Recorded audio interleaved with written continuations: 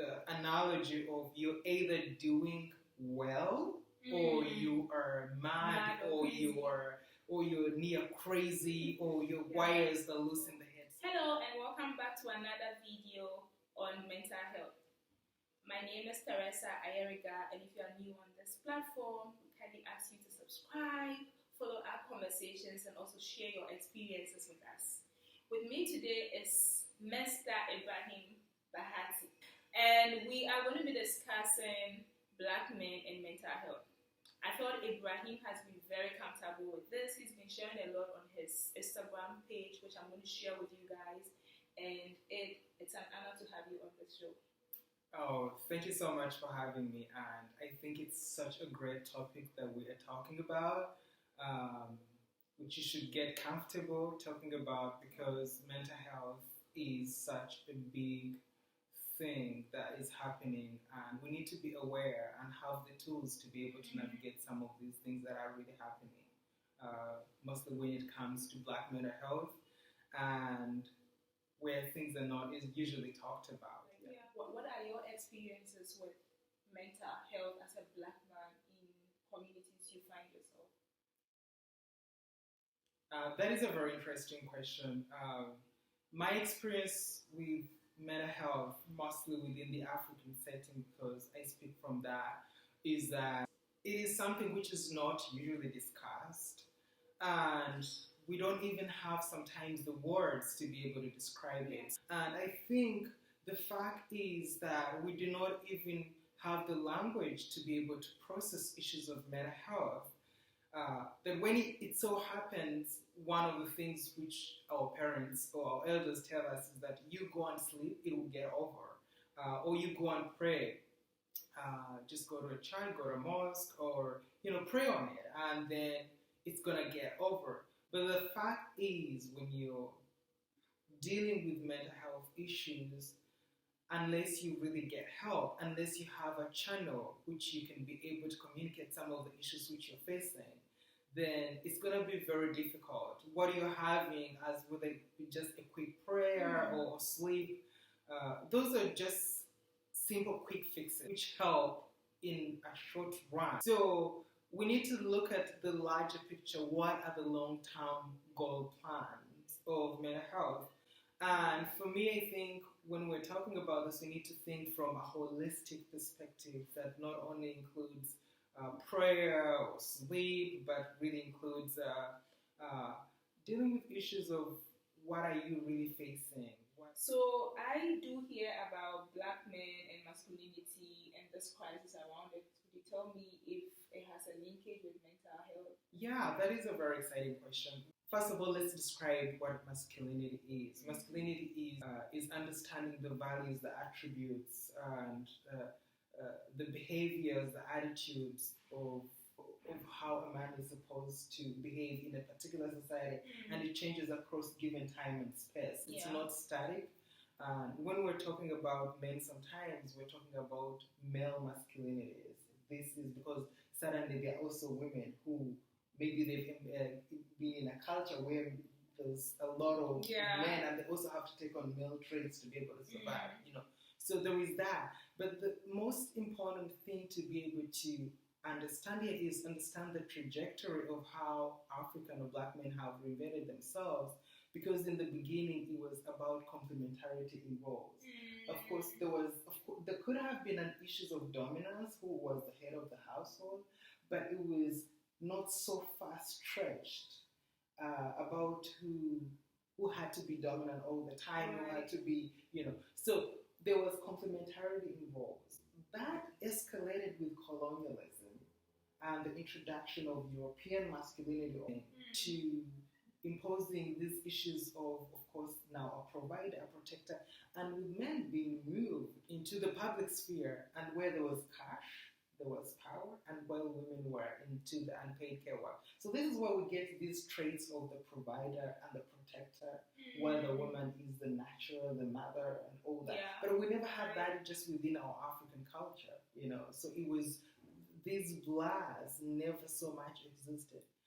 do you feel that there are unique challenges that Black men actually face when it comes to mental health? And if there are some causes, what are these challenges and causes? Some of the issues, the mental health traumas that we're faced with come from family issues that people are engaged in. Other times, it's just these traumas that have come down from our parents that we have been socialized into, and we are reacting to that. So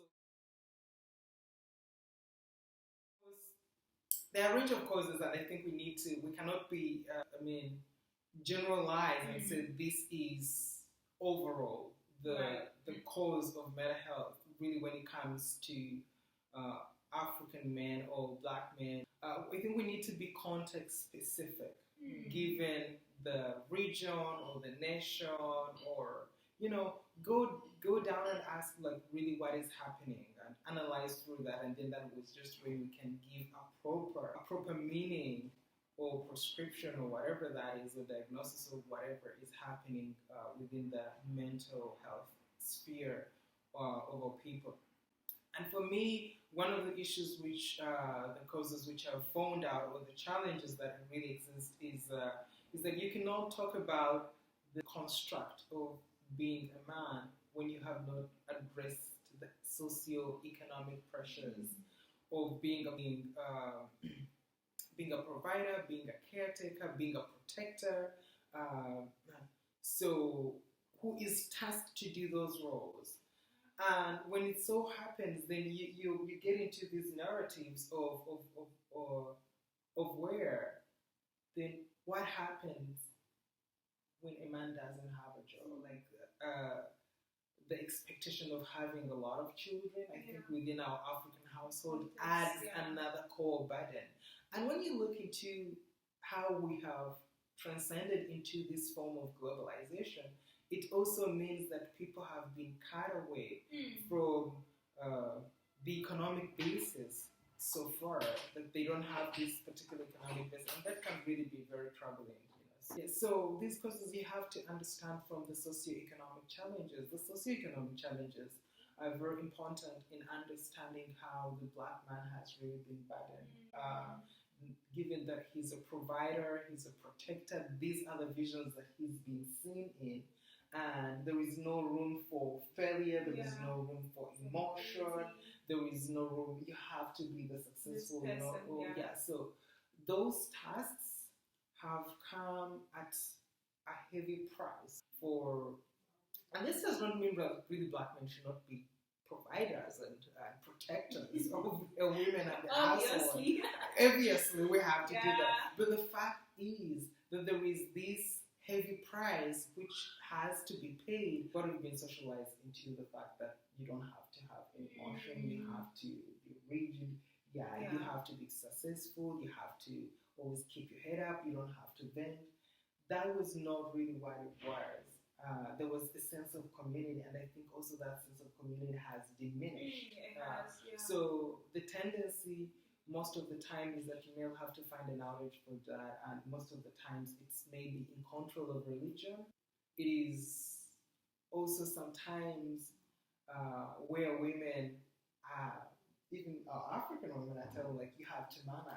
You have like, to do what I would take part of the blame for it because sometimes I'm just like, man up, like, you know.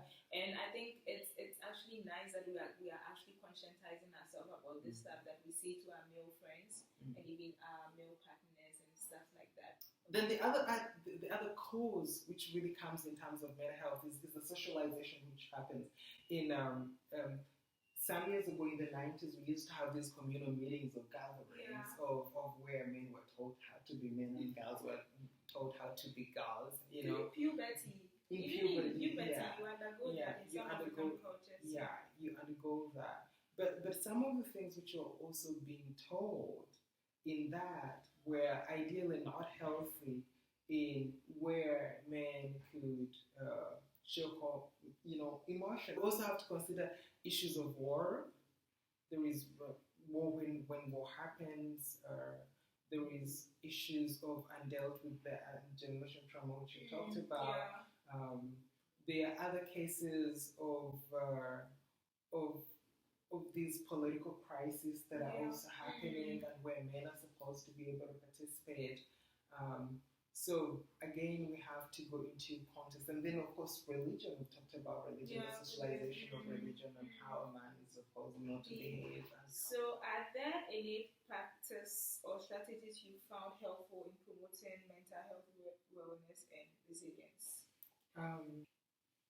That is, I'm thinking about it because it's kind of like a simple question, but it's also hard.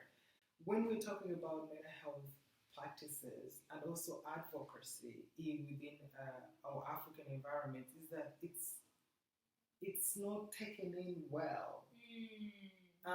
The participation is really, really low. While there is a community awareness of women meeting and sharing, and you have breakup parties and whatever you're facing with crying parties. We actually do have crying parties, guys. Yeah. We do have the community engagements that men have are not usually community engagements of socialization and talking about their problems. It's about business, it's about family, it's always about other people. It's not intentionally what is really affecting you.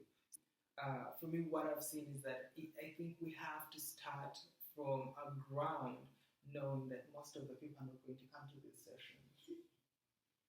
And we have to be aware of that, but we have to be intentional and dedicated, because Black people will always come to spaces once they feel a sense of trust in that, and once they see a sense that it's just really helpful and there is some fruition to that. So that is really one of the aspects. The other one is doing mental health programs or services that are tuned to the daily lived experiences of people. I usually say this, that when we're doing meditation, I don't like to say, oh, close your eyes or whatever, how do people do it. But I really love a meditation that is purposeful. And if you're taking me on a meditation journey, give me something that I can relate with, do not tell me about a city or something in Europe. Take me that I've never been there. Take me through a community in which I am living in. Give me an experience. Give me an example that I can relate with.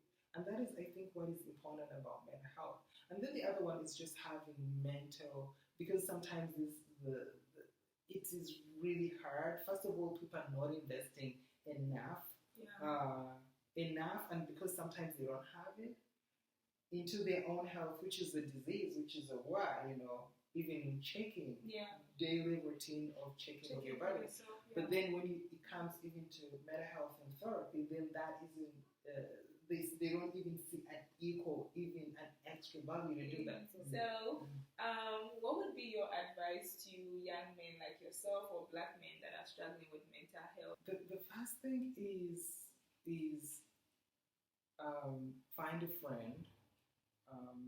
And a friend comes in very many various forms. It can be either your partner, it can be your brother, it can be your sister, it can be your mom, it can be any relative, and it can be any person you don't have any close relationships with within your family, but they are really your friend. So just find that friend and talk to them. But make sure that the friend whom you choose to be able to open up to hold a space, a free judgment space for you, and a safe space where you can be vulnerable with them. The other one which I would really give is just find an elder in the community. There is an African proverb of, if you actually, the death of an old person is like a burning of a library. And that really speaks volumes about life experience with a person who has lived it and seen it all for these other ages. So when you find a person, an elder in a community, I have a group of elders in the community, like really very old Black women who, like my grandmothers, a category of them who are always advising me. But the greatest thing about that is that they understand me. And sometimes they are aware and even see what I cannot be able to see in myself, right? So it's just like you were talking to someone who has a heightened sense and knowledge of not only the situation, of the problem, but of you as the person and how you're connected to the other one is go to therapy if you can afford it. If you can afford it, it will be really worth of your time. Tease out which problem you're faced with and what is the type of assistance or help that you really need, because that is going to help. If your job is providing for mental health sessions, be able to attend them and understand what they're talking about.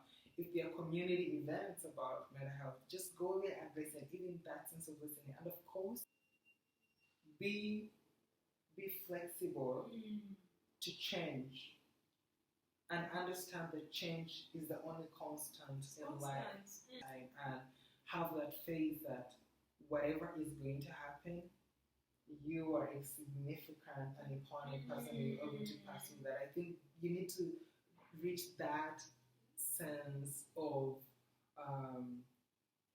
positivity and cultivating that positivity now and then. And maybe the last one, which I'll end with, is that have time every day. Either it's a routine on your calendar, put it on your calendar, or just know, because once you do it more and more and more, it becomes, part of your routine, where you have at least 10 minutes or 5 minutes of checking in with yourself and ask yourself a genuine question. But really, how are you doing, Ibrahim? How are you? Like when the lights go out, when you're alone in your room, or checking with yourself, like, how am I really doing? Because in there you find honest, raw conversations of realizing, and you'll catch yourself often in these when it really happens in the momentum that, oh my gosh, I'm stressed. Oh my gosh, I'm not feeling well. Oh, you need to relax. But that comes from a conscious behavior when you do constant routine checkups on how yourself, how are you doing, genuinely ask the other person. Okay, but internally they are struggling with stuff. I think asking those questions are very important, starting with yourself. Yeah, ask to listen, to understand, and sometimes not to give advice. Just be curious, listen, ask questions. In asking questions, people will find the solutions for themselves. And if they can't find the solution, then you can point them to resources which you know or you understand. But really be curious and ask genuine questions. Have a grateful checklist also. You can put it in your routine as like, what are you grateful for when you woke up today? You are alive, you're breathing, you have something to eat, like these simple things. I think once we have those raw conversations, that safe space, and we are vulnerable, we can really conquer anything because we are social beings. And we are adaptable. I think that is one thing that really makes us that is a construct of what really makes a human being compared to the other creatures. Yeah. Wow, that was an insightful submission, and I love this conversation because I feel it puts a responsibility on my side to also create a space for my male friends or even family members that I know to be very comfortable with me, and it all starts from like creating a place that they can trust. That whatever I'm being vulnerable with, whatever I'm voicing to you, it's safe. And also the fact that you said sometimes you have to actually just listen to understand and not to respond. That's like a big lesson for me. Maybe just a quick note. A quick note is that provide a space, a free judgment space, but make sure that you're not doing the work for the person. Oftentimes we get engaged in lighting up, in putting off the fires of the other person that they are meant to walk in, and we don't. And in doing that, we cut out the life lesson that they are meant to learn, and we find ourselves repeating the same process over and over again. So know that it is also the other person who is going through a mental health challenge to find the answers. You can only hold the light for them. out of the tunnel. You can just hold the light for them, but the actual work, it has to be you. You have to do the actual. So do not think that you have to provide a space, provide the resources. If you can in any way find in terms of finding therapy, do what you can. But at the end of the day, it's not your job to fix the other person. Wow. Thanks so much for being here. I'm going to say goodbye to you guys. Please subscribe to the channel. Share your comments with us on how you are dealing with anxiety or mental health as a Black person. And also, we'll just entreat you. There are so many resources out there. Please reach out. I'm going to share Ibrahim's Instagram page with you guys. He does a lot of work on mental health, and I would encourage you to visit his page. So yeah, it's bye. Bye.